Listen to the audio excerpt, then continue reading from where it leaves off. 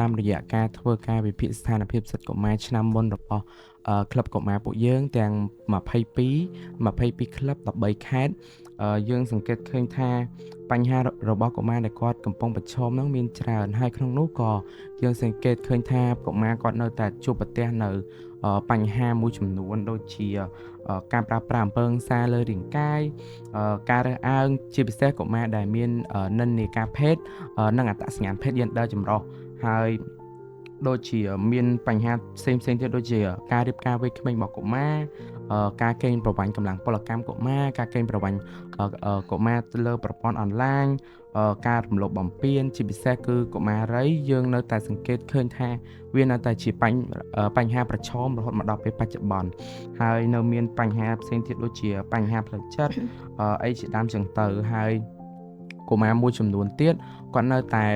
ពុំអាចក្នុងការបញ្ចេញជាមតិយោបល់ឬមួយក៏សមត្ថភាពរបស់គាត់អីផ្សេងតាមរយៈការហាមឃាត់ពីសំណាក់គ្រួសារអីជាដើមចឹងទៅហើយអាហ្នឹងឯងគឺជាបញ្ហាផ្សេងដែលយើងអាចរកឃើញបានថាកុមារគាត់កំពុងជួបប្រទះនៅពេលបច្ចុប្បន្នតាមរយៈសកម្មភាពរបស់ពួកយើងក្នុងការធ្វើការវិភាគស្ថានភាពសិទ្ធិកុមាររដ្ឋាភិបាលនិងស្ថាប័នពាក់ព័ន្ធពួកគាត់បានខិតខំក្នុងការលើកកម្ពស់សិទ្ធិកុមារហ្នឹង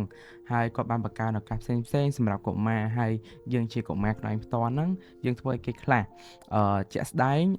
ដោយសារតែខ្ញុំធ្វើការជាបណ្ដាញជាមួយនឹងកុមារផងយុវជនផងយើងមានសកម្មភាពហើយនឹងចំណុចសំខាន់មួយចំនួនដែលយើងបានធ្វើដូចជាការបង្កើតក្លឹបកុមារនៅតាមសហគមន៍សាលារៀនការផ្តល់ឲ្យកុមារមានសិទ្ធិក្នុងការបញ្ចេញមតិយោបល់និងចូលរួមជាសមាជិកក្លឹបអីផ្សេងការផ្តល់ឱកាសឲ្យកុមារបញ្ចេញមតិហើយអ្វីដែលពួកគាត់ជួបប្រទះហើយយើងនឹងលើកជាបញ្ហាមួយយកមកចោទហើយនឹងដោះស្រាយហើយយើងមានជាការបង្កើតជាយុទ្ធនាការផ្សេងតាក់ទងមួយកុមារបូកផ្សំជាមួយនឹងការចូលរួមពីសំណាក់កុមារនិងយុវជនក្នុងសហគមន៍ស្ថាប័នពាក់ព័ន្ធទាំងរាជរដ្ឋាភិបាលនិងអង្គការដៃគូផ្សេងហើយការផ្សព្វផ្សាយរបស់យើងហ្នឹងយើងមានទាំងការផ្សព្វផ្សាយដោយផ្ទាល់និងការផ្សព្វផ្សាយតាមរយៈបណ្ដាញសង្គមអីផ្សេងដើម្បីចូលរួមលើកកម្ពស់សិទ្ធិកុមារទាំងការផលិតជាវីដេអូមាតិកាអីផ្សេងជាដើមដូចជាទិវា1មិថុនាទិវាកុមារអន្តរជាតិយើងតែងតែធ្វើជាវីដេអូសម្រាប់ចូលរួមចំណែកក្នុងការលើកកម្ពស់សិទ្ធិកុមារផងដែរហើយយើងក៏មានដូចជាការវិភាគនៅស្ថានភាពសិទ្ធិកុមារជារៀងរាល់ឆ្នាំ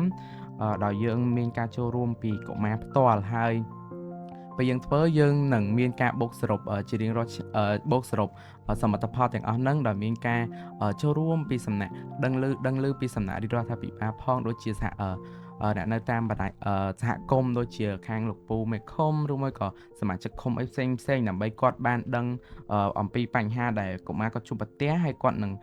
ចាត់ចែងនៅវិធានការមួយចំនួនដើម្បីដោះស្រាយជាដើមចឹងទៅហើយមួយវិញទៀតគឺយើងបានផ្ដល់ឲ្យកុមារគ្រប់រូបចូលរួមដោយគ្មានការរើសអើងជាពិសេសគឺទៅលើកុមារីនិងកុមារដែលមាននិន្នាការភេទដោយសារតែយើងលើកកម្ពស់ពួកគាត់ដោយសារតែបច្ចុប្បន្នកុមារដែលមាននិន្នាការភេទហ្នឹងគឺជាបញ្ហា viral មួយដែលភាគច្រើនគឺជាបញ្ហាដែលស្មុគស្មាញដែលរដ្ឋាភិបាលក៏បានគិតគូរផងទាំងអង្គការក្រៅរដ្ឋាភិបាលស្ថាប័នផ្សេងៗក៏បានគិតគូរដែរហើយយើងក៏មានការបង្កើតកម្មវិធីសប្បាយៗជាមួយកុមារដូចជាការចូលរួមសម្ដែងជារឿងអីផ្សេងហើយក៏មានការផ្សព្វផ្សាយផ្ទាល់ក្នុងសហគមន៍ហ្មងដូចជាមួយនឹងអាណាព្យាបាលរបស់កុមារដើម្បីគាត់បានយល់ដឹងជ្រាបអំពីបញ្ហាផ្សេងរបស់កុមារដែលកំពុងជួបប្រទះនឹងដើម្បីឲ្យកាត់បន្ថយបញ្ហាទាំងអស់ហ្នឹងក្នុងសង្គមតាមរយៈការបង្កើនការយល់ដឹងរបស់អាណាព្យាបាលរបស់កុមារជាដើមចឹងទៅហើយក៏មានកម្មវិធីវិនិយោគជាមួយភូមិឃុំហើយក៏មានចំពោះរូបខ្ញុំផ្ទាល់ដោយសារតែខ្ញុំធ្វើការជាអ្នកតំណាងឲ្យកុមារផងកុមារនិងយុវជនយើងក៏មានសំណូមពរមួយចំនួនទៅកាន់ដូចជាកុមារនិងយុវជនផ្ទាល់យើងចង់ឲ្យកុមារទោះបីក្នុងកម្រិតណាក៏គាត់អាចទទួលដឹងអំពីសិទ្ធិរបស់ខ្លួនឯងហើយមួយទៀតយុវជននាមជាយុវជនឬមួយក៏កុមារវ័យជំទង់បង្កើននៅសកម្មភាពរបស់ខ្លួនក្នុងការយល់ដឹងអំពីសិទ្ធិរបស់ខ្លួនជាពិសេសគឺការលើកកម្ពស់សិទ្ធិកុមារនៅតាមសហគមន៍អីផ្សេងការចូលរួមសកម្មភាពរបស់អង្គការឬមួយក៏របស់រាជរដ្ឋាភិបាលផ្សេង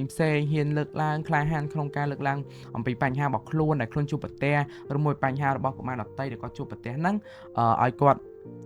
បានដឹងហើយលើកឡើងទៅកាន់រាជរដ្ឋាភិបាលស្ថាប័នពាក់ព័ន្ធផ្សេងៗដើម្បីដោះស្រាយបញ្ហាជាដើមចឹងទៅយើងអត់ចង់ឲ្យឃើញឲ្យកុមារគាត់ជួបហើយគាត់ស្ងាត់គាត់ស្ងៀមអីចឹងទេយើងចង់ឲ្យពួកគាត់មានភាពក្លាហានក្នុងការបញ្ចេញមតិយោបល់របស់ពួកគាត់ហើយយើងក៏មានសំណូមពរទៅកាន់សហគមន៍ក៏ដូចជាក្រសួងផងដែរដូចជាព្យាយាមតាមដាននៅសិទ្ធិកុមារនៅតាមសហគមន៍យើងជាក់ស្ដែងហើយក៏មានដូចជាសូមឲ្យបង្កើតនៅយុទ្ធសាស្ត្រផែនការការពារកុមារអីផ្សេងដូចជាការលើកកម្ពស់សិទ្ធិកុមារជាក់ស្ដែងពួកគាត់បានធ្វើហើយគ្រាន់តែថាគាត់បានធ្វើគាត់ក៏បានចូលរួមចំណែកvớiពួកយើងដែរគ្រាន់តែពួកយើងចង់ឲ្យអាហ្នឹងគឺបង្កើនទៅមុខទៀតរហូតហើយឲ្យវាធ្វើម៉េចលុបបំបាត់អំពើហិង្សាលើកុមារឬមួយបញ្ហាដែលកុមារជួបប្រទះហ្នឹងពីសង្គមយើងហ្មងហើយមួយទៀតគឺចង់ឲ្យពួកគាត់បង្កើននៅប្រសិទ្ធភាពដាក់ច្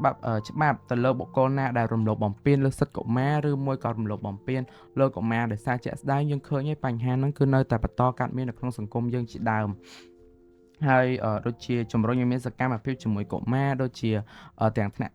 ជាតិនិងថ្នាក់ក្រោមជាតិដូចជាខ្ញុំជាដើមខ្ញុំក៏បានខ្លាចទៅខ្លួនជាអ្នកតំណាងឲ្យកុមារនិងយុវជនក្នុងការសម្ដែងនៅចំណាប់អារម្មណ៍និងសំណូមពរផ្សេងនៅក្នុងទិវាកុមារអន្តរជាតិ1មិថុនានៅក្រសួងសង្គមគិច្ចអតីតយុទ្ធជននិងយុវនីតិសម្បទាផងដែរដែលមានការចូលរួមពីអ្នកមីងផងនិងស្ថាប័នពាក់ព័ន្ធផ្សេងទៀតហើយដូចជាហាមឃាត់រាល់ទំនិញដែលប៉ះពាល់ដល់កុមារដូចជាបាលីអេឡិចត្រូនិកនំអីផ្សេងដែលវាធ្វើឲ្យប៉ះពាល់ដល់កុមារជាពិសេសគឺទៅតាមសាលារៀនដោយសារតែខ្ញុំសង្កេតឃើញថានៅតាមសាលារៀនមួយចំនួនអាទំនិញប្រភេទហ្នឹងនៅតែមានហើយនៅក្នុងសង្គមយើងវិញគឺការផ្សព្វផ្សាយលើបណ្ដាញសង្គមតាក់ទងជាមួយនឹងបាលីអេឡិចត្រូនិកហ្នឹងវាផ្ដល់ផលប៉ះពាល់ដល់កុមារដោយសារអីកុមារគាត់គឺជាវ័យមួយដែលឃើញអីប្លែកៗហើយគាត់ចង់ដឹងចង់ឮចឹងទៅយើងចង់ឲ្យរាជរដ្ឋាភិបាលគាត់រឹតបន្តឹងអារឿងហ្នឹងមែនតែនដោយសារតែវាជាបញ្ហាមួយដែលយើងអត់ចង់ឲ្យឃើញកើតមាននៅលើកុមារទេហើយមួយទៀតលើកកម្ពស់សុខុមាលភាពរបស់កុមារនិងពង្រឹងសេវាសាធារណៈសម្រាប់កុមារដូចជាសាលារៀនទីពេទ្យនៅតាមបណ្ដាតំបន់ដាច់ស្រយាលជាដើមចឹងទៅហើយមួយទៀតគឺយើងចង់ឲ្យអាជ្ញាធរភូមិឃុំឬមួយក៏កងកម្លាំងការពារសន្តិសុខភូមិឃុំហ្នឹងគាត់ពង្រឹងនូវសមត្ថភាពរបស់គាត់ក្នុងការអនុវត្តភ្លាមនៅពេលដែលមានបញ្ហាណាមួយកាត់លើកុមារយើងអត់ចង់ឲ្យបញ្ហាហ្នឹងកើតហើយស្ងាត់ហើយដល់ពេលជន់ល្មើសដល់ពេលដឹងរឿងហ្នឹងអីទៅជន់ល្មើសរត់បាត់ចឹងទៅយើងអត់ចង់ឃើញទស្សនវិជ្ជាមួយហ្នឹងឯងយើងចង់ឲ្យពេលមានបញ្ហាភ្លាមគឺកងកម្លាំងឬមួយក៏សហគមន៍គាត់ដឹងឮភ្លាមហើយគាត់អាចចាត់ការបញ្ហាហ្នឹងភ្លាមដើម្បីឲ្យកុមារហ្នឹងគាត់អាចនិយាយបានថាគាត់មានភាពកក់ក្ដៅក្នុងខ្លួនដោយសារតែមានរដ្ឋាភិបាលផងស្ថាប័នផងសហគមន៍របស់គាត់ផងក្នុងការគ្រប់គ្រងនិងជួយគាត់ពេលដែលគាត់ជួបបញ្ហាជាដើមចឹងទៅហើយយើងក៏មានដូចជាយើងមានសំណុំពរមួយទៀតគឺទៅកាន់អង្គការសង្គមស៊ីវិលយើងចង់ឲ្យពួកគាត់បង្កើនសកម្មភាពអមជាមួយនឹងការសហការពីខាងសហគមន៍ក្នុងការដោះស្រាយបញ្ហាកុមារផងដែរហើយមួយទៀតចង់ឲ្យពួកគាត់បង្កើតនៅសកម្មភាពផ្សេងតាក់ទងជាមួយនឹងកុមារដើម្បីពង្រឹងឲ្យកុមារគាត់បានចូលរួមក្នុងសកម្មភាពជាច្រើនដើម្បីគាត់ដឹងថាគាត់ជាកុមារអាចបង្ហាញបានថាគាត់អាចមានសមត្ថភាពក្នុងការបញ្ចេញអ្វីដែលគាត់មានដូចជាចំណេះដឹងអីជាដើមចឹងទៅហើយមួយទៀតគឺព្យាយាមលើកកម្ពស់សិទ្ធិកុមារឲ្យបានច្រើនតែប៉ុណ្្នឹងឯងហើយពីខ្ញុំទៅដូចជាអស់ហើយសំណពរខ្ញុំ